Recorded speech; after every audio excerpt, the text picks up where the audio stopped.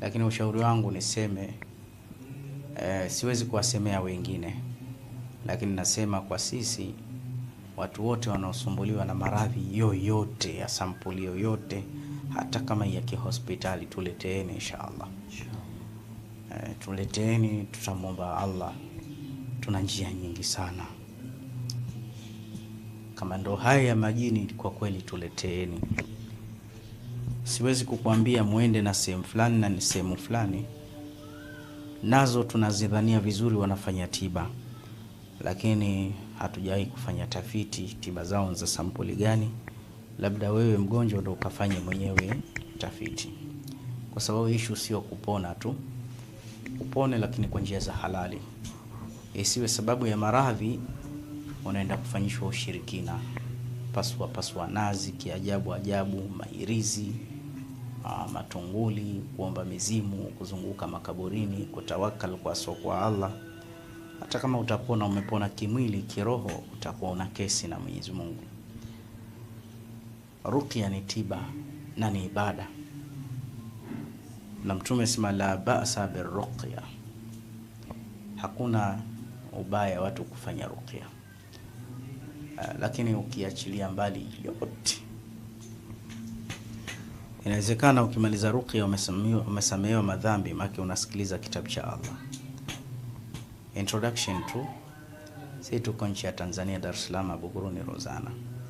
Wewe toa msaada, ingiza kwenye magrupu, visomo hivi ingiza kwenye magrupu, ili watu wajue, waje kwa wingi, kwa sababu tuna mazingira ya kupokea umma mzima. Hawatushindi.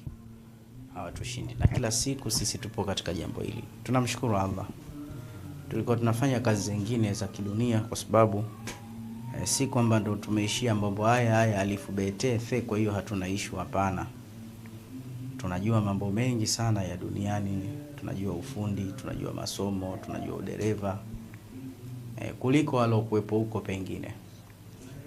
Lakini kwa ushauri wa waumini na baadhi ya walimu, mashekhe, waliona na haya mambo tunayaweza, hebu tusimame nayo, na tukasimama nayo, tukaona haja zetu zinakwenda, basi tukaona wewe fikiri kuna jambo zuri kama kula kupitia Qur'ani bwana.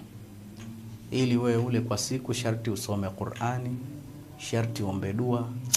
Binafsi nikaliona ni bora, na nikaona pengine huu jana wangu ikawa miongoni mwa wale watu ambao shabun nasha fi ibadatillah, ikawa katika wale vijana waliokuwa katika ibada ya Mola wao.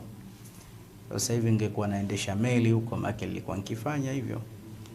Nilikuwa naendesha roli, maki nilikuwa nikiendesha hayo. Nilikuwa engineer, ingekuwa sasa hivi natenza magari, pengine ingepita siku hata aya nsisome. Lakini hapa ninavyokuambia nishasoma aya kibao toka nimekucha. Usiku wa jana nimekesha nikisalisha raka 20 usiku wa manane, na salatul haja na witri na adhkari na salatu ala nabii nyingi. So nyuma yangu kulikuwa kuna watu tumepanga mkesha. Kwa hiyo binafsi naliona hili jambo ni kheri. Kwa hiyo ipo haja ni kualikeni kwa sababu mbili. Kwanza, naona watu wanapona. Sasa haya mazingira hayawezi kujitangaza wenyewe tu kwamba watu wamepona, lazima tuwasemee. Tena mimi ni mtangazaji mkubwa kuliko hao wagonjwa, kusomeni na mtandao na online hizi. Yani nikisema zinanitika, alhamdulillah. Kwa hiyo kupitia hili nimejua position yangu ni wapi, sikusubiri niambie waambie watu. Kwa hiyo nimekuambieni jambo la kweli, hilo la kwanza. Lakini la pili, kwa njia moja ama nyingine nitanufaika kwa ujaji wenu, na nina haki kunufaika, kwa sababu mashaka ya majini yenu haya yanayokusumbueni, mimi ndo najua. Waweza ukaja na mashetani, mara ukanitukana, mara ukafanya fujo, mara ukataka kupigana, mara ukatapika, mara ukatema mate. Hizi ni taklifu hizi. Lakini pia naweza nikakusomea uponi haraka mpaka sauti nitaka kupotea. Lakini pia nasaidizana na madawa. Hakikatan kulipa ni jambo la wajibu, wala si jambo la khiari. Na usipofanya hivyo tutashindwa. So sisi sio mashine, tunahitaji tule, tuvae, tuishi kama watu wengine. Kwa hiyo haihitajiki kinyonge namna hiyo. Lakini hii si biashara, ni huduma. This is not business. Hii ni huduma. Kwa hiyo ni huduma. Huduma inaenda kwa ajili ya sadaka. Wenzetu upande wa kushoto tunasemaga, au upande wa pili, siseme upande wa kushoto pengine wakakasirika, lakini kwa lugha nyingine watu wa dini isiyokuwa ya Kiislamu wana huduma, na ile huduma yao kwa mtizamo wetu wa sisi wa Kiislamu ni huduma ya kishirikina, japo hawana matunguli na hatukubaliani nayo, na ndio maana tunasema Muislamu akienda kule sisi tunasema haifai. Lakini tizama wenzetu wanavyoitikia makasisi wao, wanavyoitikia mapadiri wao, wanaenda kwa kishindo, wanajaa. Mimi nauliza, ni kwamba huduma yao wale ni bora kuliko hii ya kwetu ya dini, au ndo hatukubali sisi vitu vyetu Waislamu? Kwa nini kila shekhe akijitolea kufanya mambo ya ruqya huonekana kama mshirikina, huonekana kama ameishiwa hana kazi, huonekana kama mganga kienyeji? Maadhallah. Na uitikiaji wetu ni mchache. Bali itakiwa hapa kwetu sisi ndio wakimbilie Waislamu na wasiokuwa Waislamu, kwa sababu sisi tuna fakti. Hatuwezi kutangaza miujiza. Shika mtu hivi kadondoka chini, toka jini, kakudanganya nani? Wallahi niko ndani ya saumu. Wanatoka watu huko ashashikwa kichwa sana, na wanakuja na wanatoka kanisani, wanatoka kwa viringe vya ajabu na hawajapona. Kweli shifa ipo mikononi mwa Allah, lakini haijawezekana mtu kaingiwa na jini wenyewe semeni eti kashikwa tu hivi ndo kashapona. You can imagine kama wewe ni aklia, hakuna habari kama hizo. Na hakuna mtu kiboko yeye ni kiboko wa majini, ni kiboko ya wachawi.